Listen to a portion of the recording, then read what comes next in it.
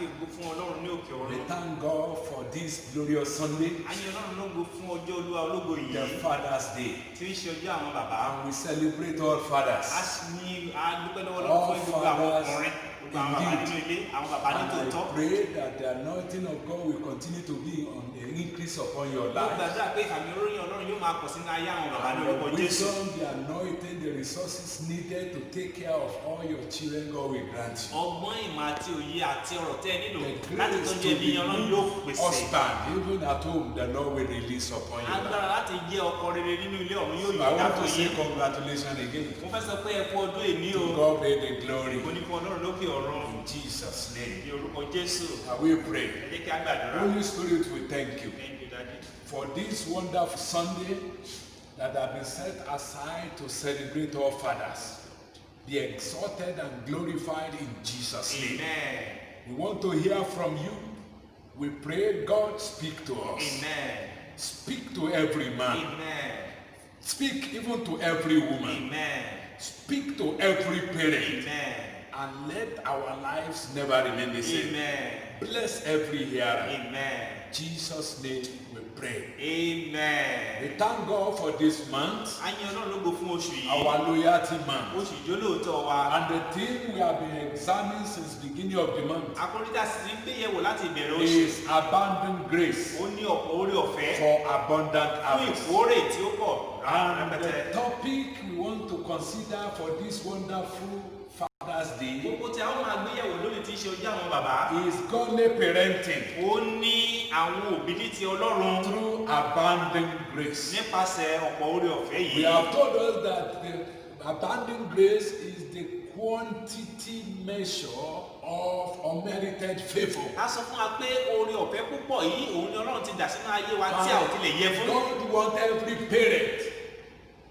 God wants every parent to be able to make use of this quantity measure of abundant grace to take care of their homes. We want to read from Galatians chapter 6 from verse 7. Galatians chapter 6 from verse 7. Be not deceived. God is not mocked. For whatsoever a man soweth, that shall he reap. And verse 8 says, for he that swears to his flesh shall reap of the flesh, reap corruption. But he that swears to the Spirit shall of the Spirit reap life everlasting. And let us not be weary in doing good, for in due season we shall reap if we faint not. And Genesis chapter 18 from verse 18. Genesis 18 from verse 18 tells us of the word of God to Abraham, saying that Abraham shall surely become a great and mighty nation, and all the nations of the heart shall be blessed in him. And verse 19, for I know him, that he will command his children and his household after him, and they shall keep the way of the Lord, to do justice and judgment, that the Lord may bring upon Abraham that which he had spoken of him. So what God is trying to say that Abraham will become in verse 18 happened to be the effort of Abraham in verse 19. God was able to see that Abraham would take care of his house, taking care of his children, and everyone in his household. Àti gbogbo àwọn ará ilé rẹ̀. And to God be the glory. Ògo ni fún Ọlọ́run lókè ọ̀run. It is written in Genesis chapter 14 verse 14. A kọ nínú ìwé Genesis orí kẹrìnlá ẹsẹ̀ kẹrìnlá. Abraham was able to take 318 servants born in his house to go and rescue Lot. Ó lè kó ní irinwó ó lé nínú àwọn tí a bí sínú ilé rẹ̀ láti lọ gba Lot là. Godly parenting. Àwọn òbí tó mọ Ọlọ́run. Through abounding grace. Nípa ọ̀pọ̀ orí ọ̀fẹ́ rẹ̀ nínú ayé wa. Godly parenting. Àwọn òbí tó abounding grace. Nípasẹ̀ ọ̀pọ̀ orí ọ̀fẹ́ Ọlọ́run. What is parent? Kí ni à ń pè ní àwọn òbí? A parent is a father or mother. Òbí jẹ́ bàbá tàbí ìyá. That give birth to you. Tí ó bí ọ. So anyone who gives birth to a child. Ẹnikẹ́ni tí ó bá ti bí ọmọ. That person is a parent to that child. Irú ẹni bẹ́ẹ̀ ni òbí sí ọmọ tí ó bí. My father and my mother are parents to me. Bàbá mi àti ìyá mi àwọn ni òbí So mi. likewise your father and your mother. Bákan náà ni bàbá àti ìyá rẹ. Happen to be your parent. Ni wọ́n jẹ́ òbí rẹ. And you and your wife. Ìwọ àti ìyàwó rẹ náà. Or you and your husband. Àbí ìwọ àti ọkọ rẹ. Are parents of your children. Ẹ̀yin ni òbí àwọn ọmọ yín. So every person who has given birth to a child. Gbogbo àwọn tó ti bí ọmọ. Is a parent to that child. Ni à ń pè ní òbí sí àwọn ọmọ tí wọ́n bí. We have those who give birth directly as parents. A ní àwọn tí ó bí tó ṣe ọmọ bíbí inú wọn As ní we tààrà. have Abraham giving birth to Isaac. Gẹ́gẹ́ bí àti rí Abraham tó jẹ́ òní bàbá Ísákì. Abraham happened to be a parent of Isaac. Abraham òní àbàbá Ísákì. Sarah a parent of Isaac. Sarah bákan náà ni ìyá Ísákì. Abraham and Sarah are parents of Isaac. Abraham àti Sarah ni òbí Ísákì. We have adopted parents. A ní àwọn òbí tí wọ́n gba ọmọ. So if any child is not a biological child in a family. Tí a bá rí ọmọ tí kì í ṣe bíbí inú ilé ni. But such a child was adopted. Ṣùgbọ́n tí a gba irú ọmọ bẹ́ẹ̀ gẹ́gẹ́ bí ọmọ. So the parent who adopted such a child is an adopted parent. Àwọn òbí tí wọ́n gba irú ọmọ náà ni òbí alágbàtọ́. And we have spiritual parents. A ní àwọn òbí ní ti ẹ̀mí. These are the leaders. These are ministers of God. Àwọn wọ̀nyí ni àwọn àlùfáà àti àwọn alàgbà nínú ilé Who nínú serve ìjọ. as mentor. Tí wọ́n dúró gẹ́gẹ́ bí àwòkọ́ṣe. Mentoring and discipling the younger Tí ones. wọ́n mú àwọn tí ń bọ̀ ní ẹ̀yìn wọn ní ọ̀nà Ọlọ́run. So those younger ones must see them as their spiritual father or Àwọn mother. èwe àwọn ọmọ kéékèèké lẹ́yìn láti rí àwọn àgbàlagbà wọ̀nyí gẹ́gẹ́ bí So bàbá àti ìyá wọn nínú every Olúwa. spiritual father is a parent. Spiritual Gbogbo parent. bàbá àti ìyá nínú Olúwa ni òbí. So Paul happened to be a spiritual parent of Timothy. Gẹ́gẹ́ bí Paul ṣe jẹ́ bàbá nínú ẹ̀mí fún Timothy. Paul happened to be a spiritual parent even of Titus. Paul bákan náà òun ni òbí Títù ní ti ẹ̀mí. And to be godly Láti jẹ́ ti Ọlọ́run. means to be a God-fearing person. Ó túmọ̀ sí pé ẹni tó ní ìbẹ̀rù Ọlọ́run. To be a God-fearing person. Ẹni tó ní ìbẹ̀rù Ọlọ́run nínú rẹ̀. To exercise the virtues that is pleasing to God. Láti máa ṣe ìṣe àti máa hu irú ìwà tí ó wu Ọlọ́run. To avoid sin. Láti má dẹ́ṣẹ̀. To live a peaceful life. Láti gbé ìgbé ayé àlàáfíà. To live a glorious life. Láti gbé ìgbé ayé ológo. To live a life that others should be able to model and be able to cultivate good Láti character. máa gbé ìgbé ayé tó ṣe pé ó jẹ́ àwòkọ́ṣe rere fún àwọn tó ń bọ̀ lẹ́yìn láti fi ṣe ìwà kù. So today, Lónìí, we want to look at godly parents a fẹ́ wo ìgbé ayé àwọn òbí onígbàgbọ́ in 3 ways. ní ọ̀nà mẹ́ta. Because to be a godly parent Ká tó lè jẹ́ òbí onígbàgbọ́, is not what you say with your mouth. kì í ṣe ohun tó máa fi ẹnu sọ nìkan. It is not what you wish to be. Kì í ṣe ohun tó ń fẹ́ láti dà. It is not what you think about and never take action. Kì í ṣe ohun tó máa kú nípa rẹ̀ ṣùgbọ́n tó ní gbé ìgbésẹ̀. So you do what you think is good and you become a glorious and godly parent. Ó ṣe ohun tí ó dára tí ó sì tọ́ nígbà náà ló di òbí rere nínú Ọlọ́run. And God will help us. Ọlọ́run yóò sì ràn wá lọ́wọ́. So we want to look at it through these things. A fẹ́ gbé ìyẹ̀wò ní ìpele mẹ́ta yìí. We consider godly parents. Àwọn òbí ní ti Ọlọ́run. And then consider godly training. Àti ìkọ́ni ní ti Ọlọ́run. And end it with godly society. Àti àdúgbò ní ti Ọlọ́run. To be a godly parent. Láti jẹ́ òbí ti Ọlọ́run. Is actually the bedrock of having a glorious generation. Ó ní ìpìlẹ̀ pé a ní àwùjọ tí ó dára.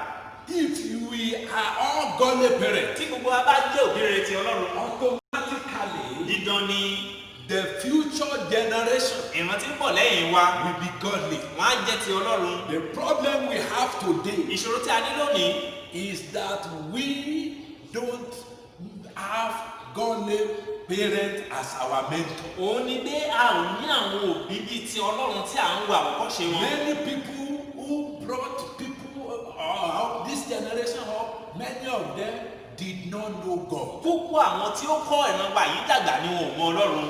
Many live a life of recklessness. Àwọn kan wọ́n gbé ìgbé ayé ta ni yóò mú mi. And we should not consider to emulate them. Irú wọn ò sì yé ní ẹni tí à ń wo àwòkọ́ṣe. When they were young, 70s, 60s, 80s, they were into all kinds of life. Ní bí 50 ọdún, 40 àti 30 ọdún sẹ́yìn, irú àgbé ayé tó wọ́n ni wọ́n gbé nígbà náà. Drinking beer, drinking alcohol, doing all sorts of things. Máa mu ògógóró àti gbogbo káàkiri But àdúgbò. we need to look at it carefully. Ṣùgbọ́n láti gbé ìyẹ̀wò dáradára. That we must do all our best to have a generation that is coming to be glorious and be better than us. Kí a sa ipá wa kí a rí pé àwọn ọ̀ràn tí ń bọ̀ lẹ́yìn wa wọ́n jẹ́ ti Ọlọ́run tó dára ju ìgbà àti àwa yìí lọ. The only way ọ̀nà kan ṣoṣo is to do all our best to be godly. tí a lè gbà ní pé kí a sa ipá wa láti jẹ́ ti Ọlọ́run. Ungodly parents Òbí tí ò mọ Ọlọ́run will produce ungodly children. yóò mú àwọn ọmọ tí ò mọ Ọlọ́run dàgbà.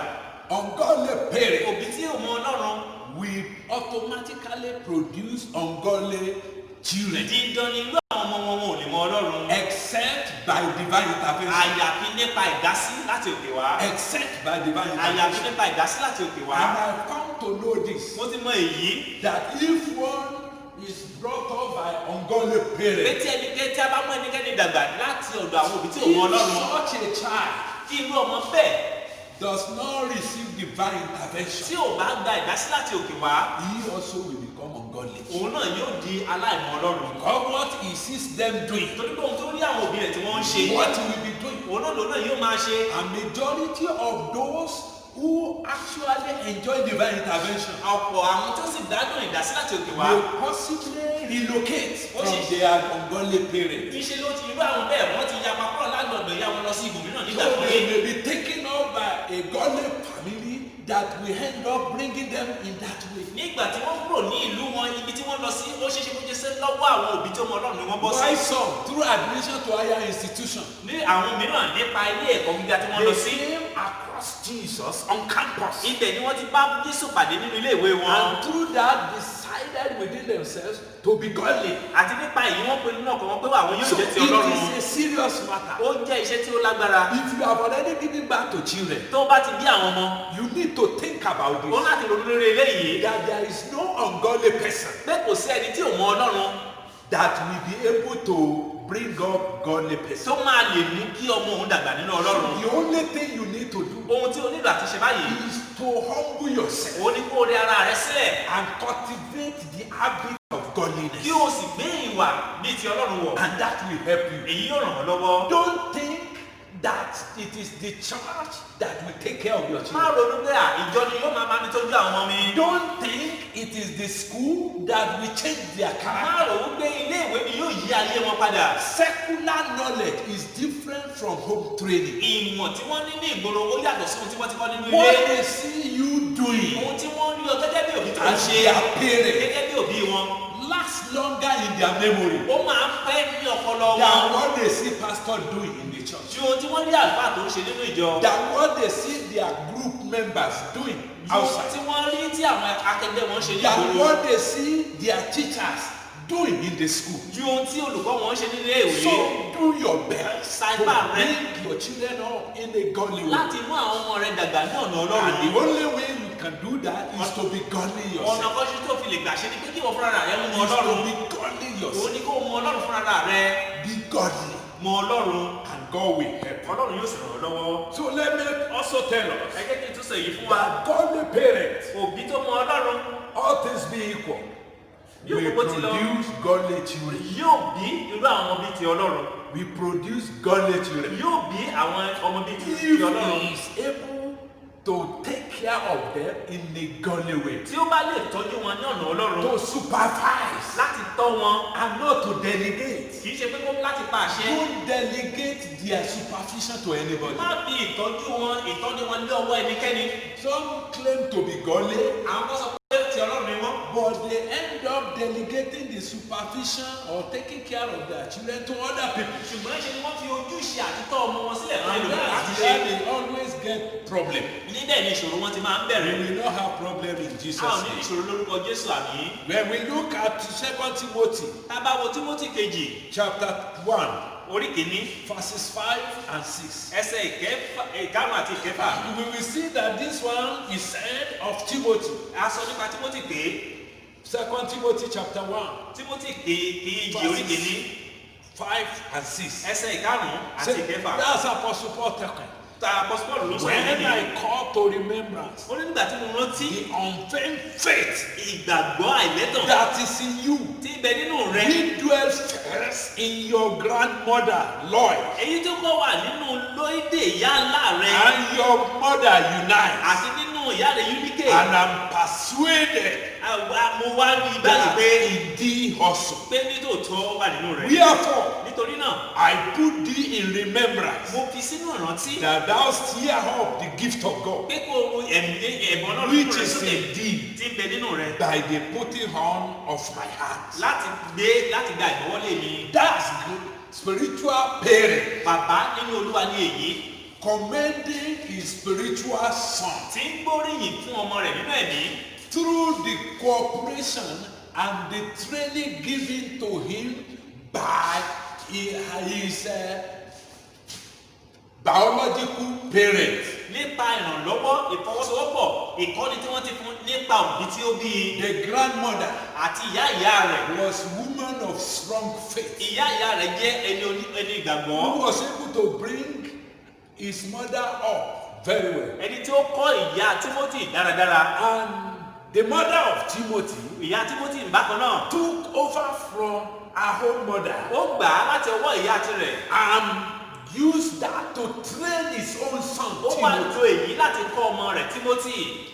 Do you have anybody you are training? Ìjọ ní ẹni tí wọ́n ń tọ́ bí. Do you have any recommendation that anybody can make about you? Ǹjẹ́ o ní àkọsílẹ̀ rere kan tí ẹnìkan ní So, kíkílẹ̀ tọ́ka nípa rẹ̀? Paul, the spiritual father, Pọ́ọ̀lù bàbá nínú was ẹ̀mí able to connect the two. ó so méjèèjì papọ̀. You can go and read that passage again. Ẹ lè lọ sí kẹ́ lọ tó ń kà. 2 Timothy chapter 1, Tímótì kejì orí kìíní verses 5 and 6. ẹsẹ̀ ìkarùn àti He ìkẹfà. was able to see that the hand of God was already upon Timothy Ó rí pé ọwọ́ Ọlọ́run ti ń bẹ nínú ayé Tímótì through his parents. nípa àwọn òbí rẹ̀. And he also Òun fúnra rẹ̀ náà added that to him ó fi èyí kún by un lay hand on Timothy. nípa ìgbọ́wọ́lé Tímótì. I believe there are some families Mo gbàgbọ́ pé àwọn ẹbí kan wà that the children came across God tí ọmọ wọn ti bá Ọlọ́run pàdé through spiritual fathers. nípasẹ̀ bàbá nínú And Olúwa. as a parent, they send such a child out. Àti irú àwọn òbí bẹ́ẹ̀ lọ́gbà ọmọ ti gbàgbàkúgbà wọn á lè jáde nínú ilé. They reject. Wọ́n á kọ irú ọmọ bẹ́ẹ̀. They reject him Wọ́n á kọ̀ ọ́ because nítorí pé he has decided for ó Jesus. ti pinnu láti tẹ̀lé Jésù.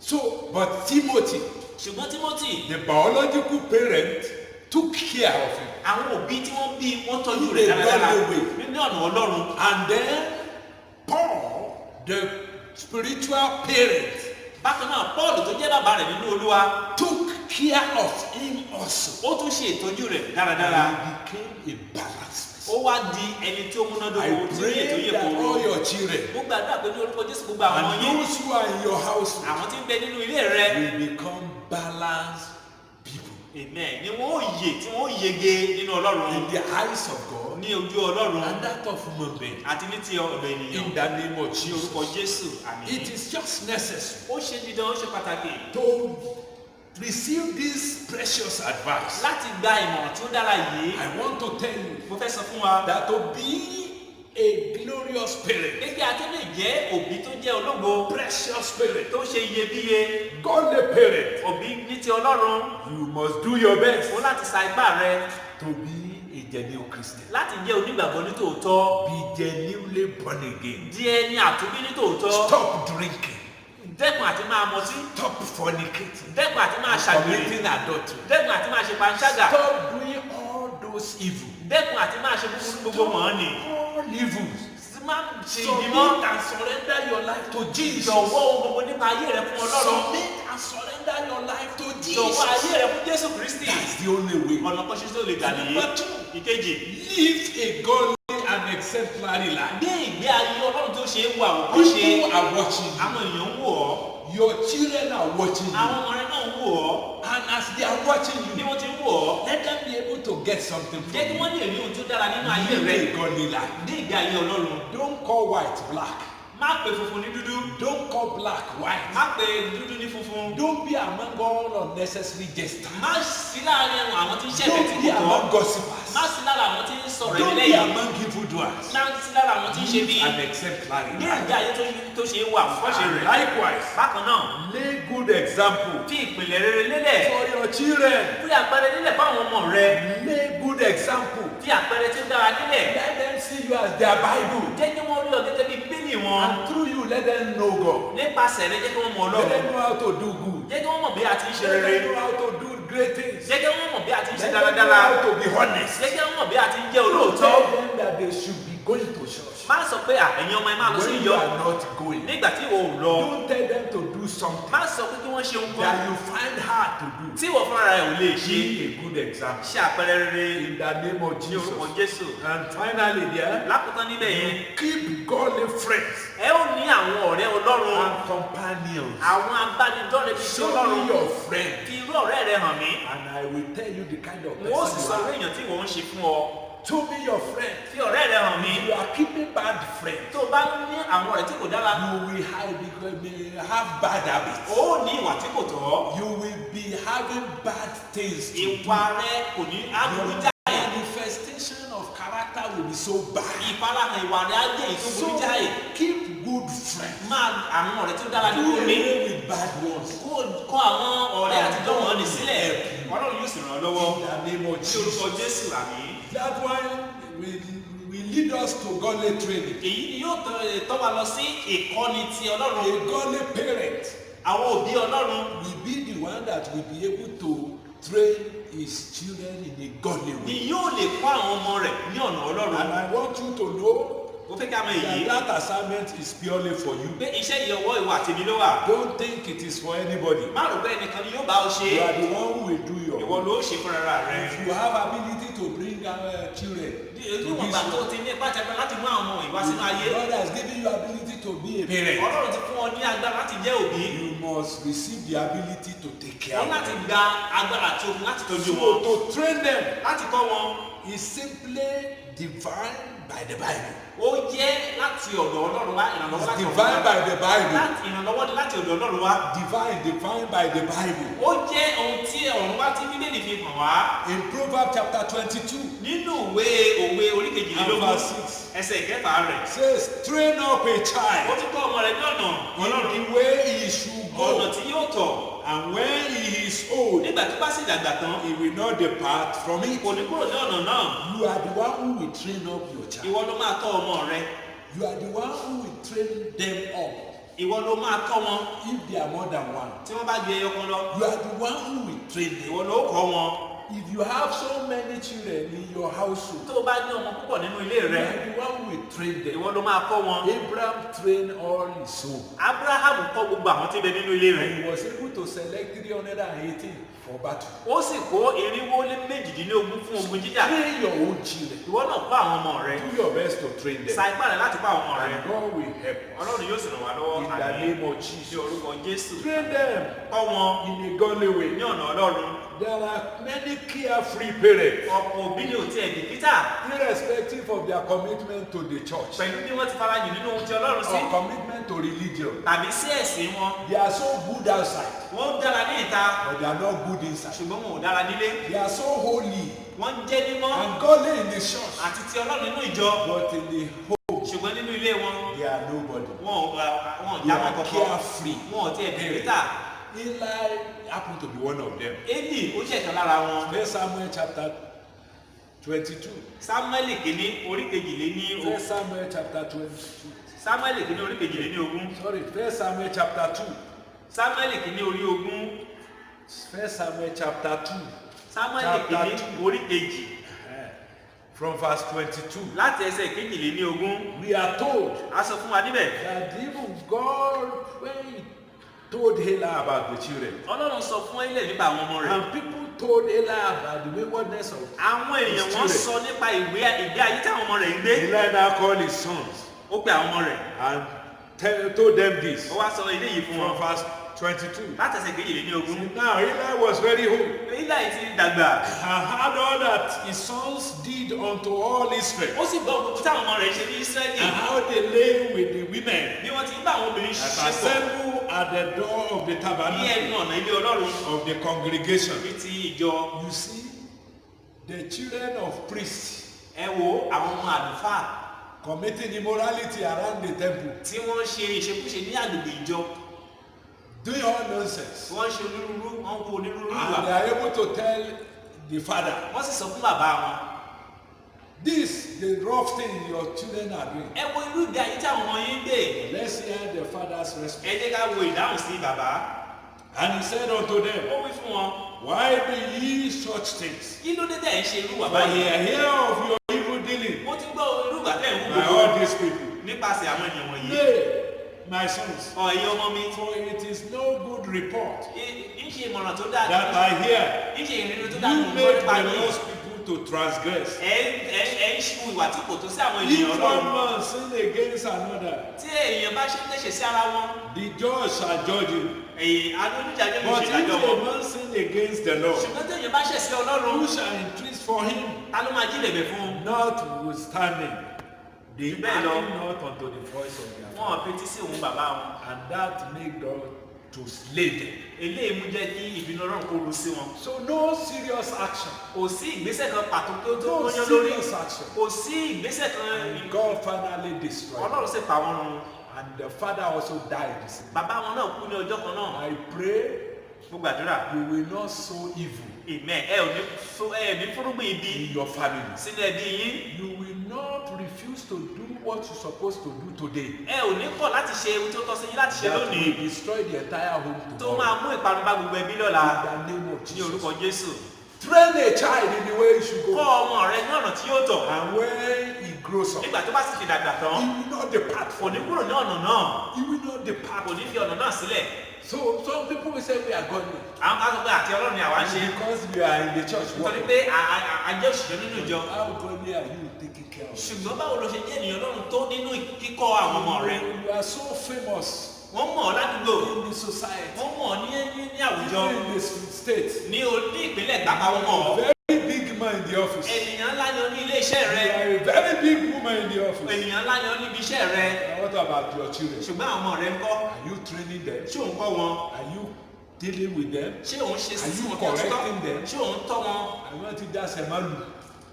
Maybe Whatever they do, the abigada whom you can you rebuke. will find out. Ohun tí wọ́n bá ti ṣe là ṣe Sometimes they é. ask you to shut up your mouth. Tí wọ́n bá tẹ̀ sọ pé kó gbẹnu sọ́hùn. And you too will shut up. Wọ́n náà ó gbẹnu rẹ̀ dúró. God will help. Ọlọ́run yóò ràn wá lọ́wọ́. Help all of us. Yóò sì ràn gbogbo wa In lọ́wọ́. the name of Ní Jesus. orúkọ Jésù. And so also among those who train their children, Lára àwọn tó ń kọ́ àwọn ọmọ we wọn. have godly parents Àwọn òbí bíi ti Ọlọ́run. like Abraham. Gẹ́gẹ́ bí Ábúráhámù. He did all his Ó best sa gbogbo ipá rẹ̀ to train his children. láti kọ́ àwọn ọmọ rẹ̀. And God was attested to that. Ọlọ́run sì jẹ́ ẹlẹ́rìí rẹ̀. I know. Ó ní mo mọ̀. That's Genesis chapter 18. Genesis orí From kejìdínlógún. verse 18, we are with it. Láti ẹsẹ̀ kejìdínlógún tí a ti kà. I know Ó ní mo mọ̀ that the generation of Abraham will become big, pé ìran Ábúráhámù tó pọ̀ yóò di ńlá. strong, Wọ́n á di alágbára. and powerful. Wọ́n á jẹ́ alágbára. I know Nítorí pé mo mọ̀ that he will take care of his pé children. yóò tọ́jú àwọn ọmọ rẹ̀, Train his children. yóò kọ́ àwọn ọmọ rẹ̀ And all his household. àti gbogbo ilé rẹ̀. Abraham did so. Abraham sì ṣe bẹ́ẹ̀. Today, Lónìí they are powerful nations. wọ́n jẹ́ alágbára And ní Ọlọ́run. the good prophecy of God for your home will Mo come. gbàdúrà pé àsọtẹ́lẹ̀ rere fún ẹbí rẹ̀ yóò wá sí ìmúṣẹ lórúkọ Jésù. God had great prophecy for the family of Eli also. Rántí pé Ọlọ́run ní ìpinnu rere fún ẹbí But Élì náà. because of the lack of home training, Ṣùgbọ́n nítorí pé àìlẹ́kọ̀ọ́ inú ilé, they miss it. wọ́n pàdánù rẹ̀. Your home will not miss it. Ilé rẹ̀ ò ní pàdánù lórúkọ Jésù. Because you lack to train Nítorí your àìlè kọ́ àwọn ọmọ yìí in the name of ní orúkọ Jesus. Jésù. Àbí? Let me hear your amen. Àbí? Therefore, Nítorí náà, we should train our children a láti kọ́ àwọn ọmọ wa to have godly conduct láti ní ìwà tí ó dára and fear of God. àti ìbẹ̀rù Ọlọ́run. At the same time, Bákan náà, we must train them a láti kọ́ wọn to be good to their neighbor. láti ṣe ìwà rere sí àwọn aládùúgbò wọn, Good to their láti neighbor. dára sí àwọn aládùúgbò wọn, To be good to their neighbor. láti dára sí àwọn àgbègbè tí wọ́n ń gbé. Number 3 there Ìkẹta, is to be hard work o ní láti jẹ́ ẹni tí ń ṣiṣẹ́, and industrious. tó jẹ́ ẹni tó ṣe Train takuntakun your nínú iṣẹ́. children to work. Kọ́ àwọn ọmọ rẹ bí a ti ń ṣiṣẹ́, To work. láti ṣiṣẹ́, To work láti ṣiṣẹ́, in order to have money. kí wọ́n lè ní Don't let them owó be lọ́wọ́. lazy. Má jẹ́ kí wọ́n jẹ́ ọ̀lẹ. Let them work. Jẹ́ kí wọ́n ṣiṣẹ́. Let them work. Jẹ́ kí wọ́n ṣiṣẹ́. Hallelujah. Amen. And finally, Lákòótán, train them kọ́ wọn to be faithful láti jẹ́ olóòótọ́. and to be faithful servants Kí wọ́n jẹ́ olóòótọ́ ọmọ ọ̀dọ̀ in doing God's service. nínú iṣẹ́ ìránṣẹ́ Ọlọ́run. Some parents don't train their children Àwọn òbí kan wọn kọ́ àwọn ọmọ how wọn to work in the bí house. wọ́n ti lè ṣiṣẹ́ nínú ilé Ọlọ́run. They will just come, Wọ́n á kàn wá, they will go, wọ́n á sì padà bẹ́ẹ̀. they will be in the street Wọ́n á kàn wà ní gbogbo without dáàdúgbò thinking of anything. láì ronú tí wọ́n lè ṣe They fún go to Ọlọ́run. church Wọ́n á lọ sí ìjọ without having any benefit. láì ní ìpèníjà The kankan. same they were 10 years ago. Bí wọ́n ti wà ní ọdún mẹ́wàá The sẹ́yìn, same level they are this bẹ́ẹ̀ ni year. wọ́n wà títí di sísìnyí ní Don't ti let ẹ̀mí. it be so. Ẹ má jẹ́ kó rí bẹ́ẹ̀. Let them be committed. Jẹ́ kí wọ́n fi ara wọn jẹ́. Especially during this lockdown. Pàápàá ní àkókò Do your méjèèjì. best. Ṣe sa ipá Do rẹ. your best Sa ipá rẹ to bring them up. láti mú wọn dàgbà. Before they go back to their Kí school. wọ́n tó padà sí ilé ìwé wọn. Before they go back to where they live. Kí wọ́n tó padà sí ibi tí wọ́n ń gbé. Help them to grow. Ràn wọ́n lọ́wọ́ láti dàgbà. Don't let their lives remain the Má jẹ́ same. kí ayé wọn orí bákan náà. It shall be well with Yóò us. sì dára fún gbogbo wa lórúkọ And if Jésù. we are able to train our children Tí a bá lè sa ipá wa láti fún àwọn ọmọ then yìí in a godly way, ní ọ̀nà ti Ọlọ́run. we will be able to produce a godly A ó society. lè ní àwùjọ tó jẹ́ ti Ọlọ́run. A godly society. Àwùjọ tó jẹ́ ti Ọlọ́run. If everyone in the family Tí is gbogbo godly, ènìyàn nínú ẹbí bá jẹ́ ti Ọlọ́run. automatically we're going to have a godly family. Ó túmọ̀ sí pé a ó ní ẹbí If ti every Ọlọ́run. family is godly in the city, Tí ẹbí Ọlọ́run bá pọ̀ nínú we're ìlú. going to have a godly city. Ó túmọ̀ sí pé a ó ní ìlú ti Our Ọlọ́run. leaders will be godly. Àwọn aládarí wa The yóò jẹ́ ti subject will Ọlọ́run. be godly. Àwọn àtẹ̀lé wọn yóò jẹ́ ti And if Ọlọ́run. everybody can be godly in a Tí state, gbogbo èèyàn bá sì lè jẹ́ ti Ọlọ́run ní ìpínlẹ̀. and in all states of the Ní federation, gbogbo ìpínlẹ̀ tí bẹ ní that orílẹ̀-èdè. the whole nation will be godly. Ó sì mọ̀ sí pé gbogbo And orílẹ̀-èdè yóò jẹ́ likewise ti the Ọlọ́run. entire world. Àti ti gbogbo ayé. We parents, Àwa òbí. let us take action. Ẹ jẹ́ ká gbé ìgbésẹ̀. And Holy Spirit will help Ẹ̀mọ́ us. yóò sàn wá lọ́wọ́. Jesus' Ní name. orúkọ Jésù. Once again, happy Father's Day. Lẹ́ẹ̀kan sí akínyín kú oríire You òní. live long Ẹ ó gbé to pẹ́ eat the fruit of your láti labor. jẹ ìrìnsẹ̀ ọwọ́ yín Jesus' ní orúkọ Jésù. Greet all our mothers also. A kí gbogbo àwọn màmá wa. Thanks for your cooperation. A dúpẹ́ fún God ìfọwọ́sowọ́pọ̀ will yín. continue to anoint you. Ọlọ́run yóò máa dànù sí i lórí Jesus' sí i name. ní orúkọ Shall Jésù. we pray? Ẹ jẹ́ kí a gbàdúrà. Holy Spirit, anoint every father. Amen. Anoint every mother. Amen. As parents, to be able to take good care of their children Amen. in a godly way. Amen. Through the measurable measure of unmerited favor Amen. you have deposited in our lives. Amen. In Jesus' name we pray. Amen.